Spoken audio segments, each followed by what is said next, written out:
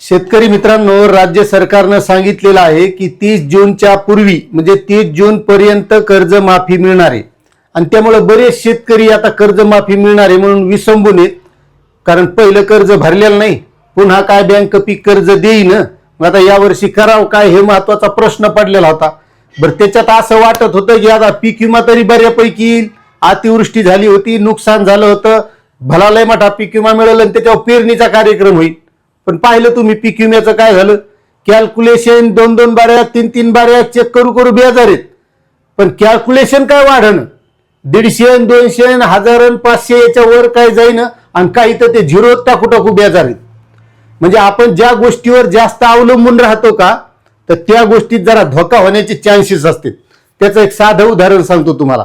सध्या आता लगन सराईचा सीझन सुरू आहे आणि तुम्हाला माहिती आहे आता प्रत्येक गावागावात नवरदेवाची संख्या भयानक आहे. म्हणजे त्याला कोणी विचारीनं, काहून तर ते काही काम धंदा करीत नाहीत आणि त्यातली त्यात करते तर शेती, आणि शेतकऱ्याला कोणीच पोरगी देईन. कारण परिस्थिती अशी आहे सगळ्या शेतकऱ्याची. एक तर त्याला पीक विमा येत नाही, त्याच्या शेतीमालाला भाव भेटत नाही आणि इतर सगळ्या गोष्टीचे भाव वाढत चाललेले आहेत आणि त्याच्यामुळे शेतकऱ्याच्या पोराला पोरगी देईनच.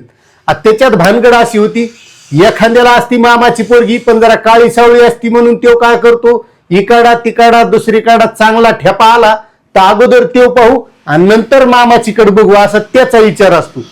पण त्याला पुढच्या गोष्टी माहीत नसतात. पण त्याला इकाडा तिकाडा काय ठेपा येत नाही, 1-2 वर्ष वाट पाहतो आणि नंतर मामाकडे जेव्हा जातो तेव्हा मामा म्हणतो मला काही यंदा लग्न करायचं नाही आणि मी काय सध्या तुमच्या घरी देणार नाही.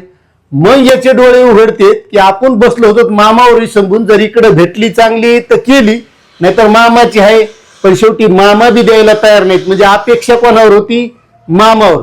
तसं आता शेतकऱ्याची ज्या पीक विम्यावर अपेक्षा होती तो पीक विमा एकदम अल्प तितकुसाच दिसायला लागलेला आहे आणि ते आता खात्यात किती येईल हे सांगता येत नाही. आणि तुम्हाला कर्जमाफीचं सांगतो, कोणाला पटू अगर नाही पटू, कारण राज्य सरकारच्या बऱ्याच मंत्र्यांनी हे अगोदरच सांगून दिले की नेमकी कर्जमाफी कोणाला मिळू शकते.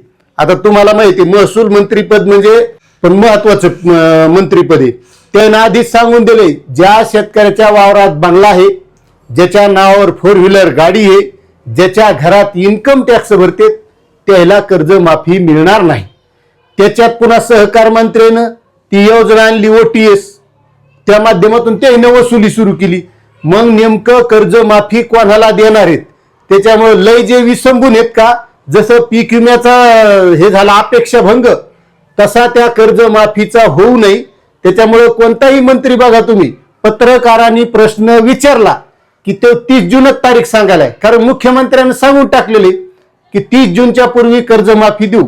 आता आज कृषी मंत्री काय म्हणले, ते शाळेचा विद्यार्थ्याचा काहीतरी कार्यक्रम होता, तिथं पत्रकाराने प्रश्न विचारला, साहेब कर्जमाफीचं काय. आता कृषी मंत्री म्हणजे शेतकऱ्यांचं खातं, मग त्यांना प्रश्न विचारले, त्यानं काहीतरी जरा उत्तर असं मुद्देसूद चांगलं द्यावं ना काहीतरी की ज्याच्यात शेतकऱ्याचं समाधान होईल.